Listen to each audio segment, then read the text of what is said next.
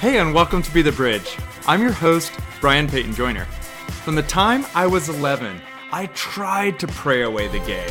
But my senior year in college, I realized I could pray and be gay. Each week, I'll share my experiences and chat with others as we build a bridge between the LGBT community and people of faith. Thanks for joining, and let the construction begin. Hello, fellow bridge builders. Thank y'all for joining me today for this 27th episode of Be the Bridge podcast. I'm your host, Brian Peyton Joyner, author of the novel The Wisdom of Stones. The novel's about Ben, a college senior, who promised God in his Meemaw he'd be a Southern Baptist preacher, but he can't pray away the gay. My guest today is someone who came out to her parents at the age of 16, and as a result was forced to try and pray away her gay. She went through several years of conversion therapy where she tried to quote-unquote get right with God and be healed of her afflictions. But like so many people, all that did was instill in her anger, sadness, and bitterness towards her religion and towards God. And I'm so excited to have a fellow Southerner on the show today. Chelsey, welcome to the show. Thank you so much. I am really happy to be here. I ask all my guests this first question because being from the South, it's just what you naturally ask someone. So where are you from? Where were you born and raised? Well, I was born and raised in the panhandle of Florida in a really small town. We had about 2,000 people there. I lived there until I was 19 and moved to Central Alabama for college. What kind of school did you go to? I went to a community college for my first 2 years, and then I transferred to a private Southern Baptist all-women's college. Oh, wow. Yeah, I sound kind of masochistic, but I transferred there and went for 2 years, and then I did my master's online through yet again another very conservative college, Liberty University. Wow. That is probably the grandpapa of the conservative colleges, I would say. I know how to pick them. Tell me about your religious upbringing. Were your parents really conservative? Very. I was raised by very religiously devout and conservative parents in a United Methodist church until we were about 9. And then my parents decided the Assemblies of God Church, which was really involved in missions and was really large and active, was a better fit for our family. And I went to that church with my parents and brother until I moved off to college. How old is your brother relative to you? He is 8 years older than me. And the Assemblies of God, that's evangelical but not charismatic? Oh, it's quite charismatic. It's, they believe in the gifts of the Spirit, prophecies, tongues, and interpretation. No, it is a very happening group. Wow. What was your first memory of that particular church? I remember going to church camps quite a bit with my children's church kind of group.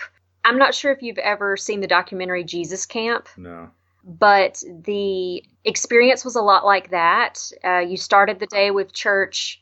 You had devotionals the middle of the day, all of the games connected to the Bible in some way. And then in the evening, you had another kind of church service. And there was actually like a Holy Ghost night. Oh, wow. Where, it was really encouraged that everyone be able to speak in tongues, be what you would say, quote unquote, baptized in the Holy Spirit. And that was very different from what I was used to within the Methodist Church. How old were you when you first went to the Jesus Camp? Probably third grade. So about 9 years old. Would you have been one of the older kids there, or was it like K through 5 at that camp? They were definitely younger kids. I seem to remember kids as young as 6 and 7. Was it a spend the night cabin in the woods sort of thing, or was it just like a vacation Bible school? You went there during the day, like school? It was a campground, so you actually were dropped off on Monday morning, and you were picked up on Friday at lunch. So it was an all-week, fully immersive experience. So I understand from talking with you previously that you actually, even younger than 9 years old, had your first sort of crush on another girl. Can you tell me about that? I did. I was in first grade and I had a crush on my very best friend. She still does not know to this day, and it will stay that way. Um, but I remember we did a lot of imaginative play, role playing on the playground where we would play house, we would play grocery store, we would play pirates.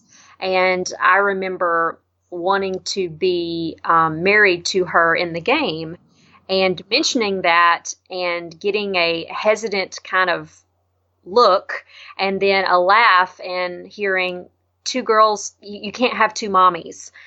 Just kind of taking that as a sign that what I was thinking was not okay and that I needed to never say anything like that again. Did you get that message reinforced at the Methodist church and then when you went to the Assemblies of God church? Or was homosexuality just so taboo it wasn't even discussed? Homosexuality, I don't recall it ever being mentioned at the Methodist church that I went to, perhaps because of how young I was, or maybe it just wasn't an issue they touched on. The Assemblies of God church that I went to, it was a regular topic within the church services, the youth services, small groups. It was a very hot topic, and it was covered frequently. It's interesting. I asked that question to a lot of people, and no one has had a similar experience to what I did, where I felt like almost every week the preacher would go out of his way to talk about gays, homosexual, sodomites. And my husband and I were listening to the episode a couple of weeks ago, and he said, you just need to stop asking that questions, because I think that was a unique experience. So I'm, it's terrible, but I'm sort of glad to finally meet someone who sort of had to go through that, because getting that message at that young of an age was so traumatic for me and caused so much damage. Yes, for sure. I'm just wondering if you remember, from the time you were 6 and then going to these camps, what was sort of the first time where you realized that you actually were attracted to other girls and this was not some sort of a game or a phase or anything, and that this jeopardized your immortal soul? Ooh, that is a toughie. I definitely remember becoming more cognizant, I guess, of my identity in middle school, which is when I would have been starting youth group. I was in the worship band and the drama team and really involved. And that's whenever I was definitely more invested in the messages that were being given. I was listening more and trying to apply them more to my life. So I was able to see outside of myself at that point versus when you're a kid and you only see yourself. Right. I remember it being terrifying to me, hoping that, maybe it was just a fleeting feeling, or maybe it was because I hadn't kissed a boy yet or found the right one. Just really being confused and kind of hoping that it would go away by itself. And then as the messages intensified as I got older, which I'm not sure if they truly intensified or if they just felt more intense, I definitely tried to pray the gay away. I confided in some of my closest church friends and asked them to pray about it and asked them to help support me. It was something I still carry around today, some of that shame. What were the messages that you got, maybe outside of your church and your local community? I'm trying to think back. I don't recall any positive messages. I went to a school where it was very dangerous to consider yourself gay or even to be of another race than Caucasian. It was just a very Southern, small, closed-minded school. And that's me trying to be nice. This was a religious school? No, this was actually a public school. Oh my gosh. Yeah, it was a public school, and it was not a place that you wanted to be different. I never actually mentioned it to anyone at school. I do remember having 2 male students mention to me. One said that he thought he was bisexual, and one said he thought he was gay. And I was their friend, and so they wanted to talk to me about it and see if I could help them not be that way. How old were you at that point? I would have been 15. And why would they have come to you in particular, do you think? That is a great question. And I have wondered that for years, because I was not out at this time by any means. I had told a couple of my best friends, but to my knowledge, they were in different circles. So to my knowledge, it stayed between us. I'm guessing, I hope it was because though I was religious, I didn't seem condescending or that I would have judged them harshly. So they came to you as a pair and said that they were going through this? Yes. What did you say to them? I remember trying to not out myself, but at the same time letting them know that I understood, which was really complicated, and I'm not sure that I did a very good job. But just saying, we're all born with feelings and attractions that are confusing. Part of our calling as Christians is to put those things aside, and that, God will help us live the lives we're supposed to. I shiver just thinking of what I said because I told others that at the same time. I was telling my mentor that and how upsetting it was to think about some of the things that I have said to young people in the past about sexuality. And she made me feel better. She said, when you know better, you do better. Right, right. And I think there's a big difference between parroting a message. So often we have a received notion of right and wrong. We haven't gotten to the point in our lives where we're able to really decide and determine on our own what is right and what is wrong. And all we're able to do is just really relay the message that others have told us. We can't allow ourselves to feel any sort of shame or guilt for something in that regard. Yes. Which I have slowly started forgiving myself for some of those moments, but there's a few in particular that I don't think I'll ever see them again. And I wish I could to undo that message. So at that point in your own life, what was your hope?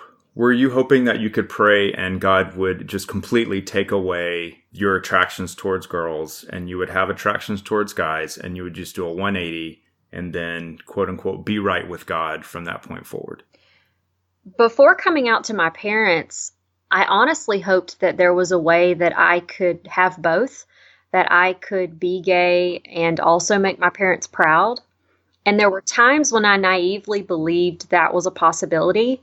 And there were other times, especially at church or, hearing them in discussions about quote unquote Ellen DeGenerate and, how this woman might as well be a man because of how masculine she was. Hearing these messages, I would be reminded that that was not possible.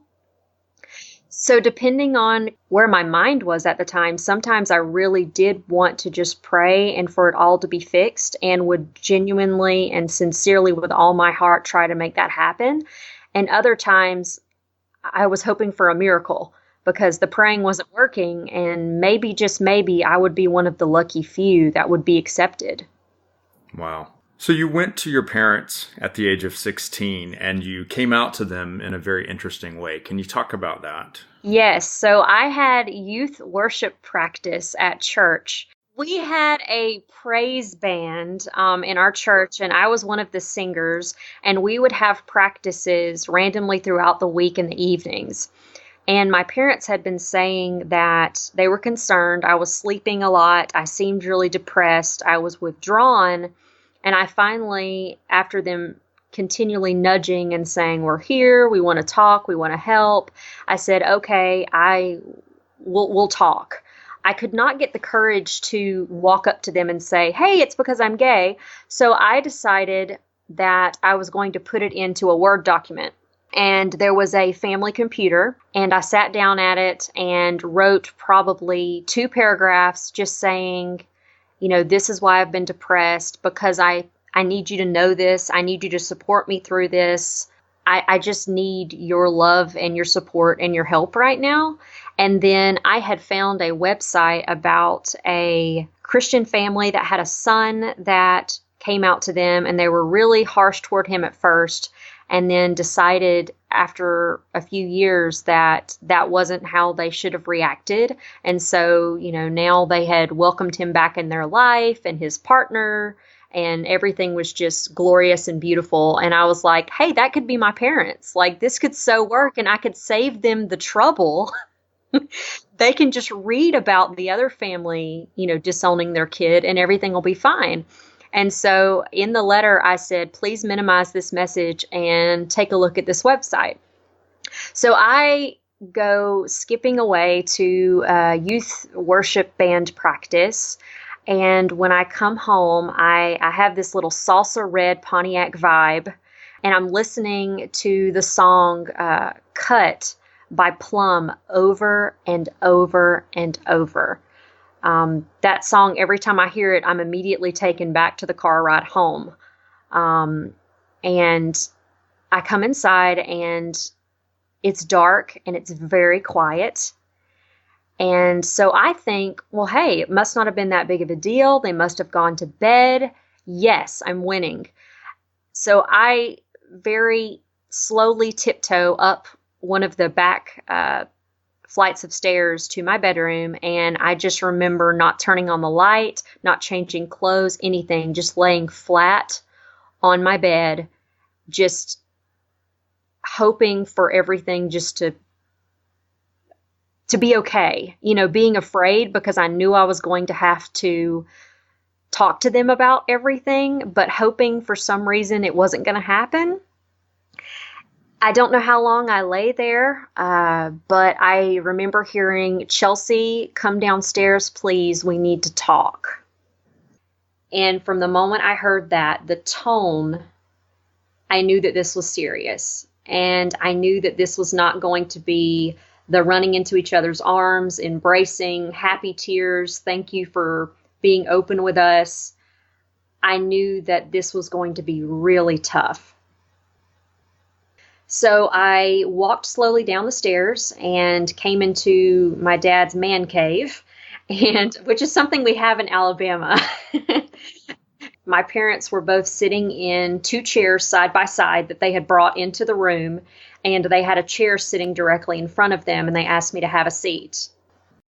It was a conversation I will never forget. What language did you use in the letter to describe yourself?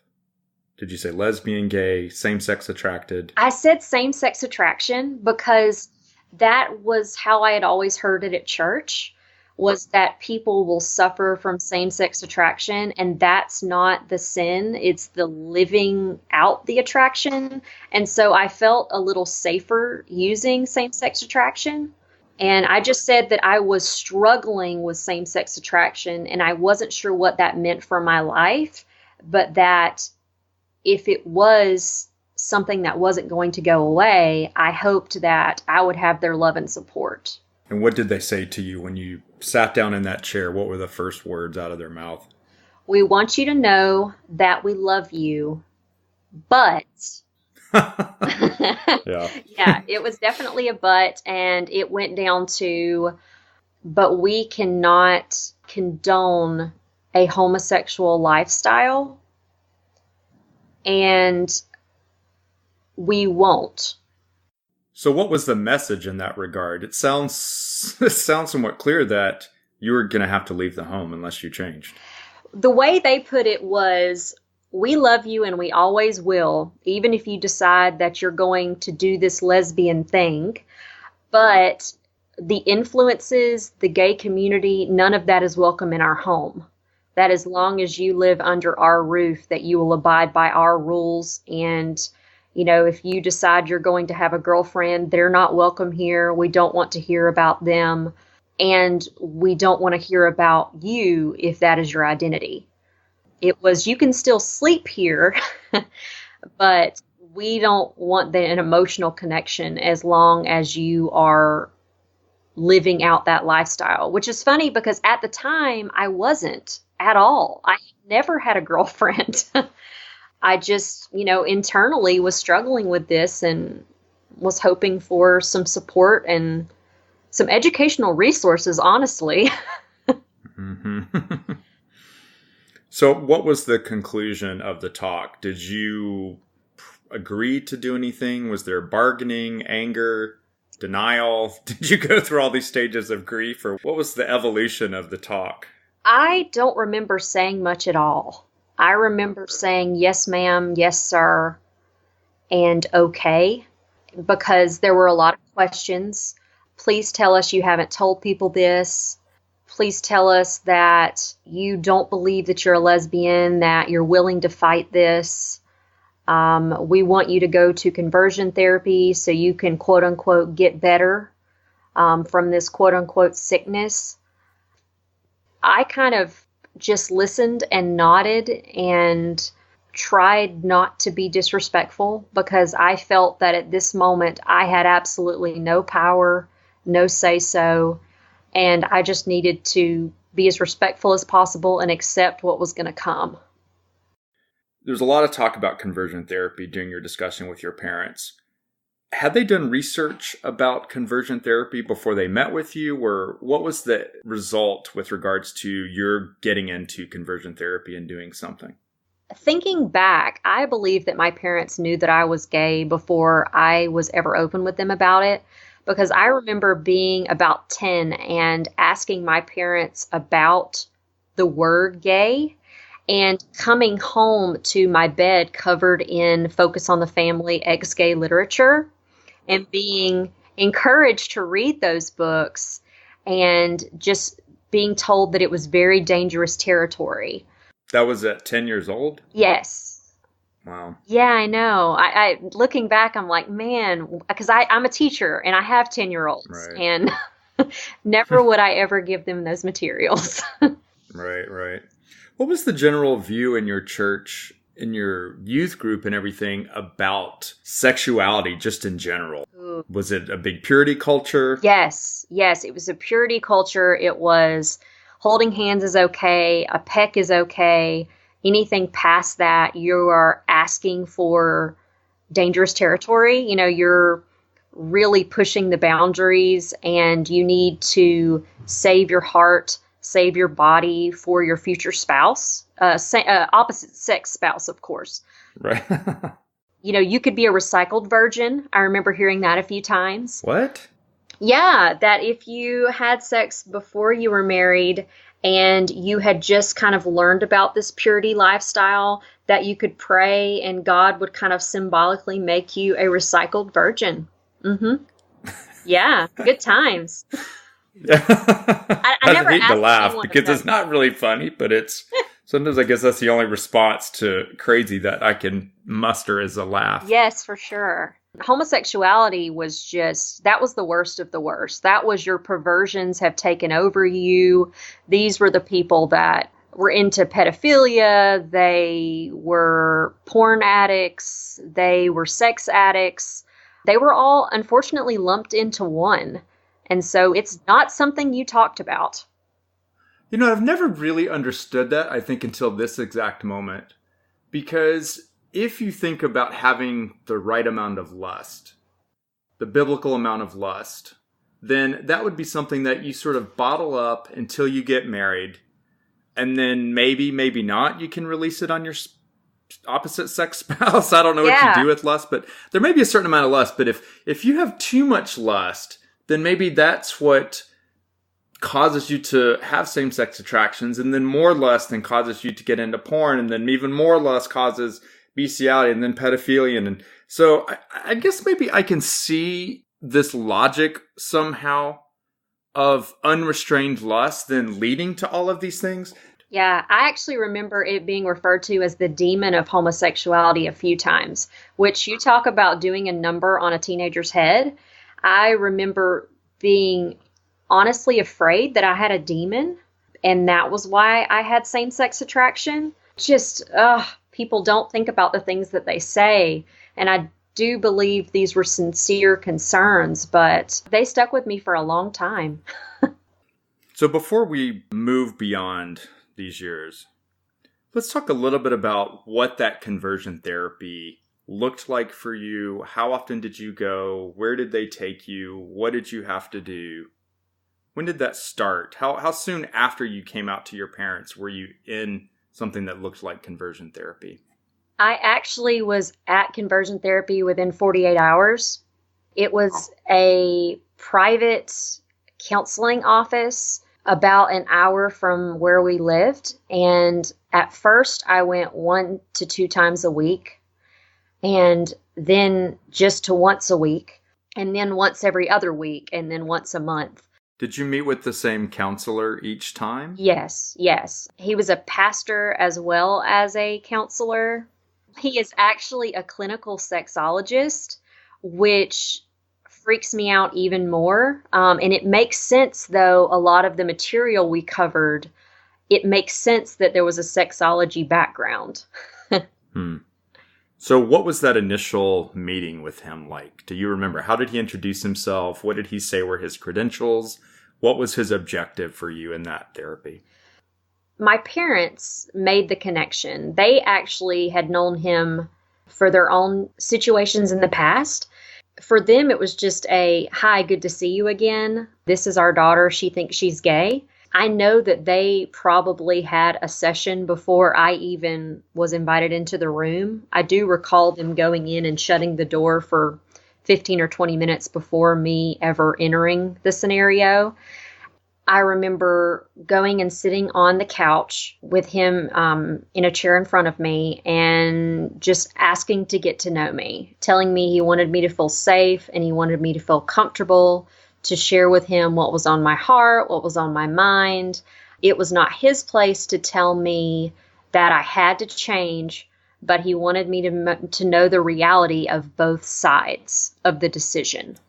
And how soon did you get the hellfire judgment, damnation, you'll live a miserable life if you choose the quote-unquote homosexual lifestyle? Well, it was very quickly interjected that this was how he believed, but he always would say, but it's your choice to go that way if you want to. Just know that this is what's coming if you do. It was a very unfair comparison because one side it was God gives you strength. He will help you with the same-sex attraction. He will fill your life so full of love and joy and relationships that you won't even miss the same-sex attraction.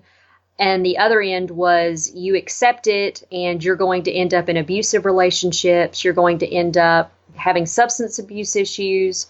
You're going to end up in a very perverse culture that you can't even begin to comprehend. One side was perfect and the other side was every negative that could be dug up about what he believed. But again, I was told, but you have a choice. What did he say about the lesbian community? It was a lot about codependence and about how women only are in relationships with other women whenever they don't know themselves or whenever they're trying to have another mom.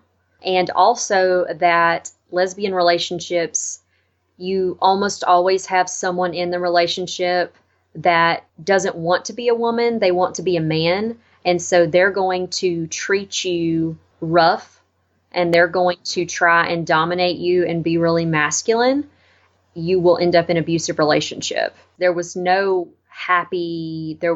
exception to the rule that if you decide to be a lesbian, you're going to lose everyone. You're not going to be welcome in a church. Your future is going to be marked by this, and you're going to end up abused or abusing. I don't really understand the logic there, because if they're saying one will start acting like a man, which will lead to physical abuse, what would happen if you were just directly in a relationship with a man? Exactly. The way he talked about it was that violence comes out of fighting nature, that the violence would come and the aggression would come out of fighting your true self and what God meant you to be. So if you are fighting God's will for you, you're naturally going to be irritable and angry, and you're going to have to take it out somewhere. Yeah. Ironically, the opposite of that is true. Yes. You know, it's like when your natural self is to be in love with another woman, and when you actually express that love, you're allowed all that sort of self-hating and the anger and the irritability and stuff goes away. Yes, for sure. But, you know, as a 16-year-old, I was just a sponge. You know, I was just in there just absorbing everything and really wanting to genuinely be the best version of myself. There were moments where I had a journal that I used in therapy, and there were moments that reading through that journal that I really struggled with some of the things that he was telling me, really bought into it. that there was something wrong with me and that I needed to fight this with every bit of willpower that I had. And I needed to fast and I needed to pray and I needed to burn anything that wasn't Christian and wasn't a good influence. And it's really sad to look back and read some of those things. Let's talk a little bit about that journal, because that is one of the very interesting parts of your story. Give us a little background on that journal, the origin of it, and what it's come to mean to you. When my parents kind of found out the treatment plan for therapy, it was that I was going to have homework every week. A lot of them were trying to reprogram my attraction. What did that look like? I remember one was I had to go through a mall and I needed to make note of different men and what I found attractive in them. And I needed to make sure that it wasn't a quality that I wanted for myself, because I kept picking men with long hair. Oh, wow. And I would get in trouble because I was trying to feminize them. And then I liked their clothes, but it would be something that I wore also. That brought us into that I had gender identity disorder, which in a way he believed I was transgender, which has never been the case. I am actually very happy with my womanhood. Wow. So he was just grasping at straws, or that's how it seemed. That's been the experience I've found from talking with other people. Is it's sort of like a medium where you've got a dead relative, and I'm going to ask you enough questions until I see you bite on something. And if you bite on that, then I'm going to ask you a sort of a question related to that, and then maybe another question related to that. And I'm just going to keep going until I've thrown so many things out there that you've had to answer to something. Then that's what I'm going to latch onto, and that's what I'm going to spoon feed you as saying is the real problem. You are so right on. In my mind, it's like talk therapy, except you're being talked at. Whereas most people go to therapy to get rid of their demons, to face their demons and to get rid of them, that with this type of therapy, you leave with demons. You are introduced to new demons and you leave with them. Maybe in some therapy you leave feeling lighter, but in this therapy, you leave feeling so weighed down. Did any of your school friends know about this? Did your brother know that you were going through this? No, actually, my two closest friends that I had told about the same-sex attraction, I told them about the outcome of coming out to my parents. So they knew that I was in therapy, but they didn't want to talk about it. So it was kind of, my parents reacted this way. I'm in conversion therapy. Don't worry about me. It's all going to be fine. And my brother was never told until I was in college, and he found out why I wasn't invited to come home for Christmas one year. Wow, that's really tough. It sounds like you had no friends to talk to, no family members to talk to, and you couldn't really talk to that therapist. What was your salvation through this period? How did you survive this terrible experience? I was definitely depressed and really struggling with loneliness, feeling alone, feeling unheard, misunderstood, all of those just horrible feelings. And I had all these homework assignments for therapy. And it was also something that was expected, that, I was going to do these homework assignments. I was going to give it my best. And I really wanted to get better at this point. It's so screwed up to say that, but whatever it took, I wanted to be the daughter my parents wanted. It's hard to talk about because there's so much conflict during that time that as much as I wanted my parents to have the daughter they wanted, there was a small part of me that really just wanted to say, fuck it. I am a lesbian. This is who I am. Either love me or let me go. But I didn't feel like I could say that. So I committed to doing those homework assignments to the best of my ability, writing about the men that I saw, writing about my sexual desires, writing about my experiences and just my journey day by day. And so I asked my parents if I could have a special journal. They didn't care how much it cost or, what all went into it, as long as I agreed to be doing these homework assignments.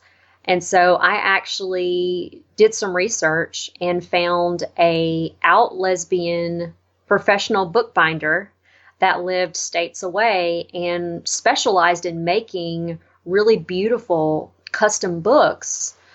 And so I said, Mom, Dad, I need, so and so amount of money to have a custom journal. And they were like, oh, we're so proud of you for taking therapy seriously. This is wonderful. Here's the credit card. So I spent probably 2 weeks corresponding with the bookbinder. And we went back and forth designing a journal that was all about hope and courage and strength and love. Everything that I really needed from those around me that I wasn't getting. I decided, you know what? I'm going to put it into this journal because if nothing else, I'm going to have it through the process. No one wanted to talk about therapy. It was important that I was going and I was doing it, but no one wanted to sit down and process it with me afterwards or hear about my process and my progress. I needed it for my homework assignments, but I also needed it just for me, my safe haven. And so after about 2 weeks, we together collaborated and came up with a perfect journal.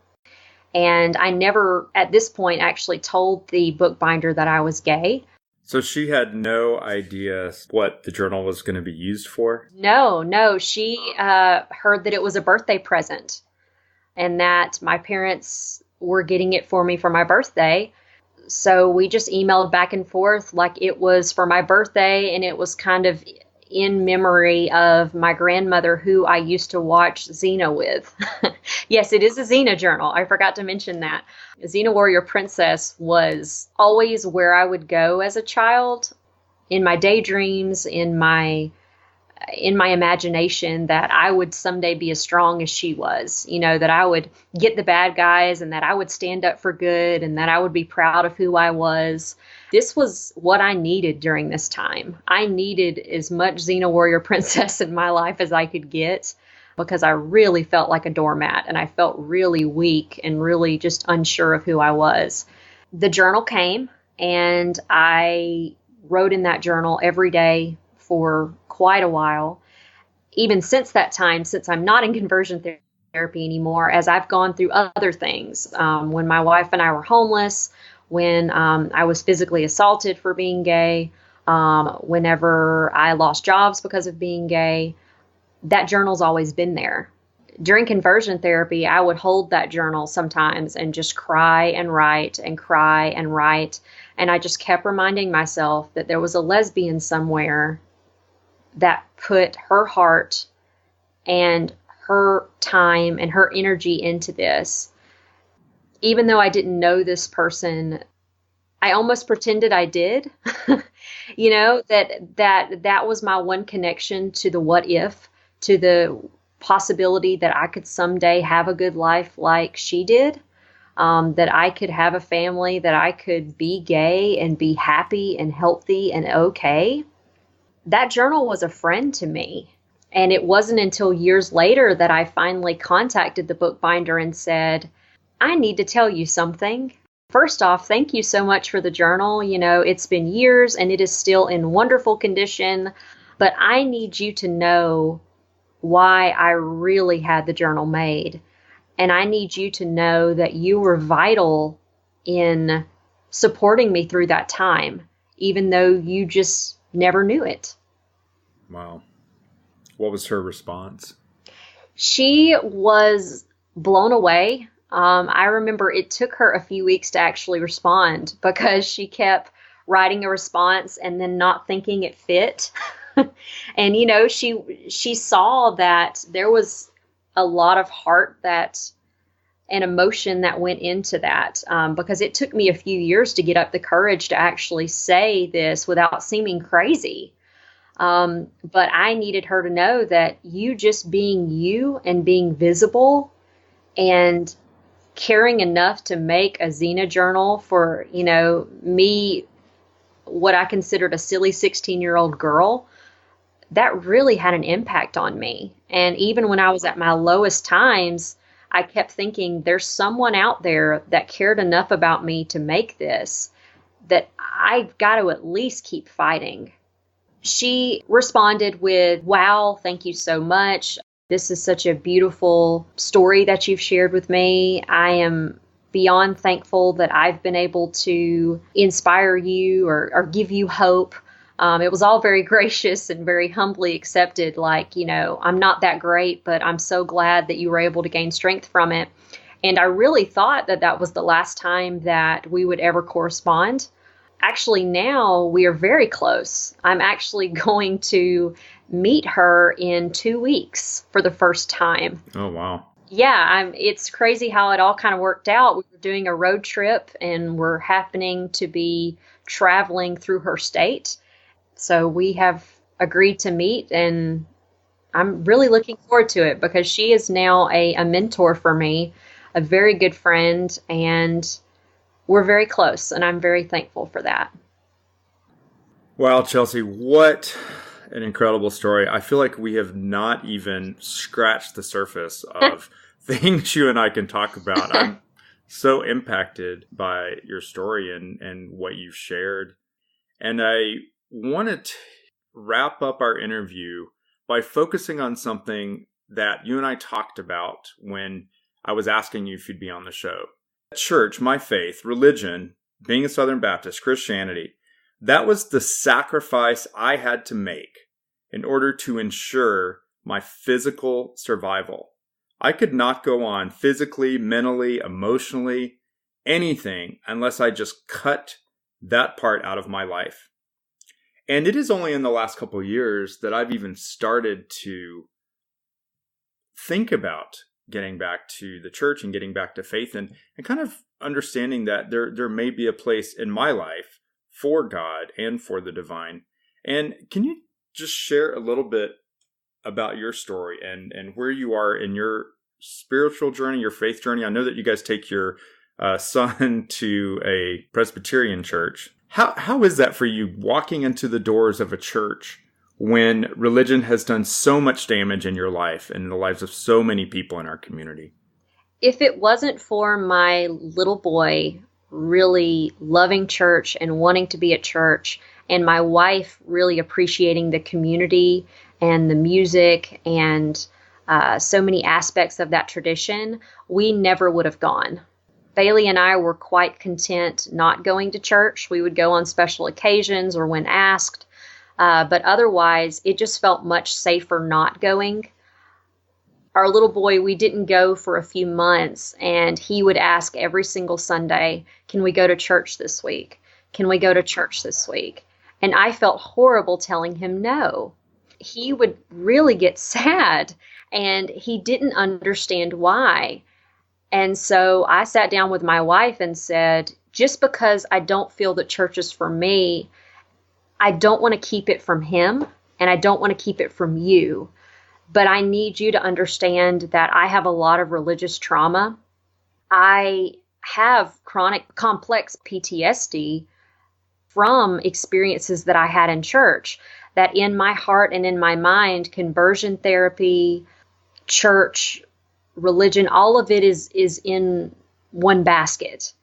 And it's very hard for me, even in a very accepting and affirming church situation, not to be on edge and not to have anxiety through the roof.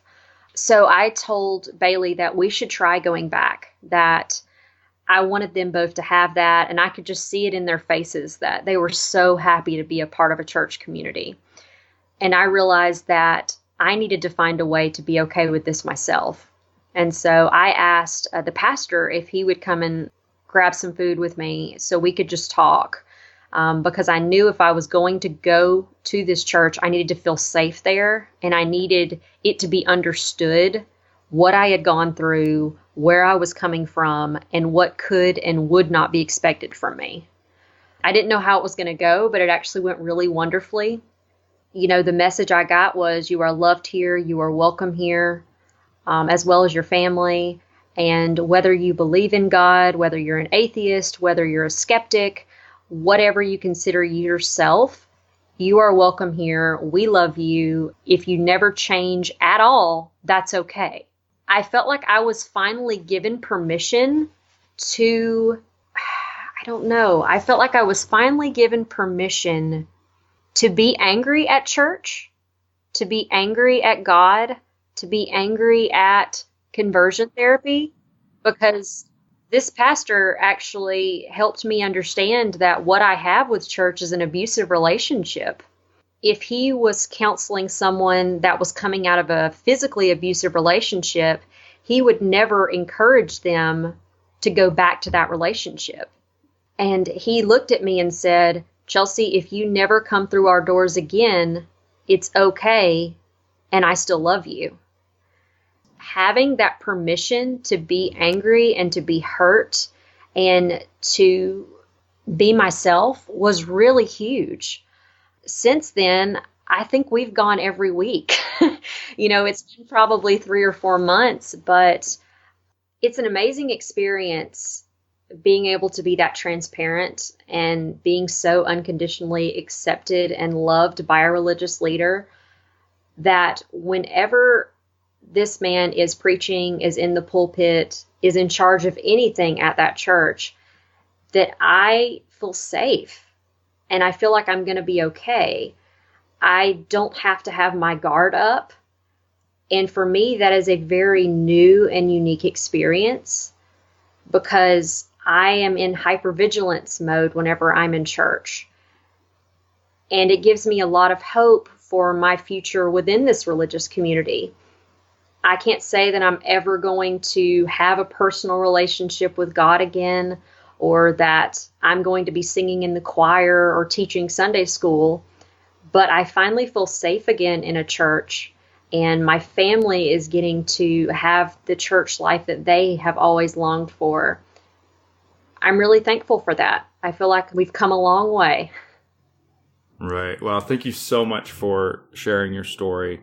The purpose of my podcast is to help people build a bridge between the faith and the LGBTQIA plus community, and pastors and worship leaders and those out there. I hope y'all are taking notes with Chelsey's story here, because she has given you a roadmap for what those in the church need to do to provide a sanctuary, because that's supposedly where we go every Sunday, is a sanctuary where everyone can come in and feel safe.